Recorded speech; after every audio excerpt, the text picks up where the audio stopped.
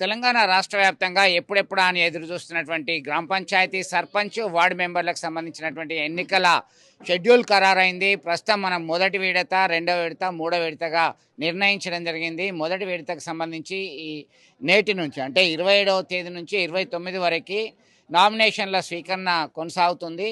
అలాగే రెండవ విడతకు సంబంధించి 3 డేస్ గ్యాప్తో కొనసాగుతున్నటువంటి పరిస్థితి. ఎన్నికల నిర్వహణకు సంబంధించి నెక్స్ట్ మంత్ అంటే డిసెంబర్ 11వ తేదీన మొదటి విడత ఎన్నికలు ఉదయం 7 గంటల నుంచి 1 గంట వరకు కొనసాగుతుంది. అలాగే 2 గంటల నుంచి కౌంటింగ్ ప్రక్రియ కొనసాగుతుంది. అదే రోజు సర్పంచ్ ఎవరు విజయం సాధించారని చెప్పేసి డిక్లేర్ చేస్తారు. అలాగే వార్డు మెంబర్ల ద్వారా ఒక ఉప సర్పంచ్ని సైతం ఎన్నుకుంటారు. ఇది ఎన్నికల ప్రక్రియలో భాగంగా కొనసాగుతుంది. అలాగే నెక్స్ట్ విడత వచ్చేసరికి రెండవ విడత 14వ తేదీ రోజు జరుగుతుంది.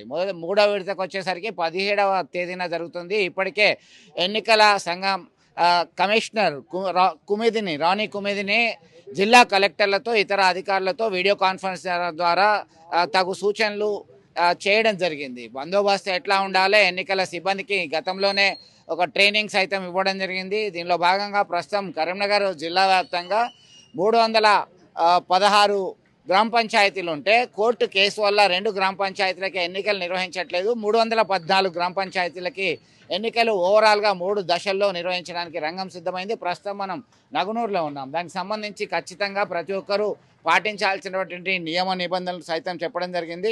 ఓటర్ లిస్టులో పేరుందా లేదా, దానికి సంబంధించి షెడ్యూల్ తెగలకు సంబంధించినటువంటి మహిళల రిజర్వేషన్లు, జనరల్ షెడ్యూల్ తెగలు, షెడ్యూల్ కులాలకి మహిళలకు సంబంధించినటువంటి రిజర్వేషన్ ఎట్లా ఉంది, షెడ్యూల్ కులాలకు సంబంధించినటువంటిది ఎట్లా ఉంది అనే దాన్ని కూడా అంశాన్ని మెన్షన్ చేయడం జరిగింది. ఉదాహరణకి వెనుకబడిన తరగతుల మహిళలకు సంబంధించి 2 ఇట్లా ప్రతిదీ కూడా జనరల్ వెనుకబడిన తరగతులు జనరల్ అంటే మేల్ ఆర్ ఫీమేల్ ఎవరైనా వేసుకోవచ్చు. దీనికి సంబంధించి అయితే పర్టిక్యులర్గా ఇది మెన్షన్ చేయడం జరిగింది. అంటే ఎన్నికల నోటీస్కు సంబంధించి నేటి నుంచి 29 వరకు ఈ నామినేషన్లు స్వీకరిస్తారు. 30వ తేదీన స్క్రూటినీ అవుతుంది. నెక్స్ట్ ఫస్ట్ నాడు విత్డ్రాయల్స్ ఉంటాయి. ఆ రోజు చివరిగా ఫైనల్ లిస్ట్ డిక్లేర్ చేస్తారు. చివరి లిస్ట్ డిక్లేర్ చేసిన తర్వాత వీళ్ళకి స్వతంత్రంగా ఉంటాయి. దీనికి ఎన్నికల గుర్తులేమి రాజకీయ పార్టీలకు సంబంధించి ఉండవు. ఎందుకంటే లోకల్ బాడీస్లో పర్టికులర్గా మొదట అంచే విధానం ఇది. గ్రామ పంచాయతీకి సంబంధించి సర్పంచులు, వార్డు మెంబర్లు అనేది, ఎందుకంటే గ్రామ స్వరాజ్యమే రియల్ స్వరాజ్ అంటాడు మహాత్మా గాంధీ. నిజమైనటువంటి స్వరాజ్యము, నిజమైనటువంటి స్వేచ్ఛ అంటున్నారు. దీనికి సంబంధించి ఖచ్చితంగా గ్రామ పంచాయతీలు పరిపుష్టం కావాలి. దానికి రావాల్సినటువంటి ఫండ్స్ రావాలన్నా, అలాగే ఇతరత్ర విధుల నిర్వహణకు సైతం సెక్రటరీల మీద, ఇతరత్ర అంశాల మీద అనేక ఇబ్బందులు ఎదుర్కొన్నటువంటి పరిస్థితి గమనించారు. దీనిలో భాగంగానే కసరత్తు చేసిన తర్వాత ఈ ఎన్నికల నోటిఫికేషన్ విడుదలైన తర్వాత గ్రామీణ ప్రాంతాల్లో రంగంలోకి దిగుతున్నారు ఔత్సాహికులు. వివిధ పార్టీలకు సంబంధం లేనప్పటికీ ఆ పార్టీ నేతల అనుచరులను గెలిపించుకోవడానికి కసరత్తు చేస్తున్నారు. ప్రస్తుతం అయితే మనకి నామినేషన్ ప్రక్రియ కొనసాగుతుంది. ఇక్కడ బిల్లులు చెల్లిస్తున్నారు. అలాగే ఇక్కడైతే మనం చూస్తున్నాం. దీనికి సంబంధించి అయితే అన్ని ఏర్పాట్లు చేశారు జిల్లా గ్రామీణాభివృద్ధికి సంబంధించి.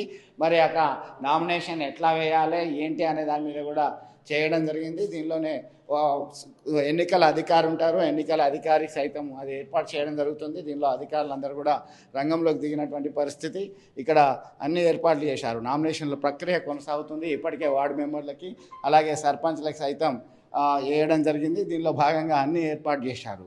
అంటే date of birth, caste certificate, అలాగే దీనికి సంబంధించి ఓల్డ్ డ్యూస్ ఏమన్నా క్లియర్ అయినాయా లేదా అనేటువంటి కోణంలో సైతం వాళ్ళు ప్రతిదీ కూడా పరిశీలిస్తారు. ఎందుకంటే నియమ నిబంధనలు పాటించకపోతే స్క్రూటినీలో కొట్టుడు పోతుంది. కాబట్టి ఖచ్చితమైనటువంటి జాగ్రత్తలు తీసుకొని నామినేషన్ వేస్తున్నారు. దానికి సంబంధించి అయితే ఒక రాజకీయ యుద్ధ వాతావరణం గ్రామీణ ప్రాంతాల్లో నెలకొంది. ఇదే అంశానికి సంబంధించి స్థానికులు ఏమనుకుంటున్నారో మనం అడుగుదాం ఒకసారి. ఎట్లా ఉంది? పంచాయతీరాజ్ ఎన్నికల నోటిఫికేషన్ అయింది. మన దగ్గర 3 దశల్లో నిర్వహిస్తున్నారు. తెలంగాణ రాష్ట్ర వ్యాప్తంగా పంచాయతీరాజ్ ఎన్నికల వల్ల గ్రామీణ ప్రాంతాలకి, గ్రామ పంచాయతీలకు ఏంటి లాభం? వాస్తవానికి గ్రామ పంచాయతీ ఎన్నికలు 2 సంవత్సరాల క్రితమే నిర్వహించాలి. కానీ ఎన్నికలు వచ్చిన తర్వాతనే వెంటనే నిర్వహిస్తున్న కాంగ్రెస్ పార్టీ వారి యొక్క నిర్లక్ష్యం కారణంగా గ్రామ పంచాయతీకి వచ్చే నిధులు, అభివృద్ధి నిధులు కానీ కుంటుపడ్డాయి. మొత్తానికి రాక గ్రామ పంచాయతీ పరిపాలన కుంటుపడింది. కనీసము గ్రామ పంచాయతీ సిబ్బందికి వేతనాలు ఇవ్వడానికి కూడా ప్రభుత్వం దగ్గర డబ్బులు లేక గ్రామ పంచాయతీలు ఇబ్బంది పడుతున్నాయి. మరి దేశంలో ప్రతి ఒక్కరు కాంగ్రెస్ పార్టీ కానీ ప్రతి ఒక్కరు వాళ్ళు ఏమంటారు అంటే దేశానికి పట్టుకొమ్మలు గ్రామాలు అన్నప్పుడు మరి ఆ గ్రామాలకు వచ్చే నిధులను నిలుపుదల చేయడం జరిగింది. దీనివల్ల గ్రామాలలో పారిశుద్ధ్యం కానీ నీటి సరఫరా కానీ మన కరెంటు బిల్లుల విషయంలో కానీ చాలా ఇబ్బందులు ఎదుర్కొన్నారు గ్రామాల్లో ఉన్న ప్రజలు. ఇంకా చిన్న చిన్న గ్రామాలలో రెవెన్యూ ఇప్పుడు ఎగ్జాంపుల్ మన అనుగ్రామం రెవెన్యూ గ్రామం కాబట్టి అరొకరోజు నిధులు రావడం జరుగుతుంది. అంటే ఇప్పుడు దీన్ని రాజకీయ పార్టీలకి సంబంధం లేనప్పటికీ రాజకీయ పార్టీ నాయకులు సవాల్గా తీసుకున్నారా? గ్రామ పంచాయతీ ఎన్నికల్లో తమ వారిని గెలిపించుకోవాలని చెప్పి ముందుకు పావులు కదుపుతున్నారా? తప్పకుండా ఇది వాస్తవానికి ఏ ఎలక్షన్ అయినా కానీ ఇప్పుడు సర్పంచ్ ఎలక్షన్లో సింబల్ ఉండదు. సింబల్ ఉన్నంత మాత్రాన రాజకీయాలు ఆటోమేటిక్గా వెనకాల బ్యాక్గ్రౌండ్లో వాళ్ళు వర్క్ చేస్తుంటారు. ఎవరు ఏ పార్టీ తరఫున ఆ పార్టీ సర్పంచ్ అభ్యర్థులను కానీ ఉప సర్పంచ్ వార్డు మెంబర్లు కానీ గెలిపించుకునే ప్రయత్నం చేస్తారో అదే విధంగా కూడా అన్ని రాజకీయ పార్టీలు ఆలోచన చేస్తున్నాయి.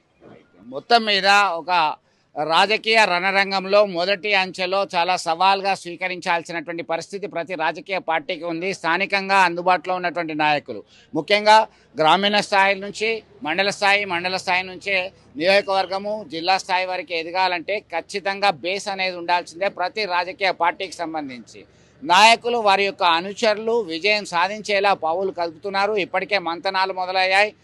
ఒకే పార్టీ నుంచి 2-3 పోటీలో ఉంటే అందరినీ పిలిచి కన్విన్స్ చేస్తున్నట్టుగా సమాచారం అందుతుంది. ఇప్పటికే రంగంలోకి దిగారు. రాజకీయ ఎన్నికల వేడి అనేది ఒక్కసారిగా మనకి కనబడుతున్నటువంటి పరిస్థితి గమనించవచ్చు. వీడియో జర్నలిస్ట్ సుమంత్తో కలిసి చంద్రశేఖర్, RTV, నగునూరు గ్రామం. అసలైన తొలి వెలుగు. ఫాలో వాట్సాప్ @తొలి వెలుగు official.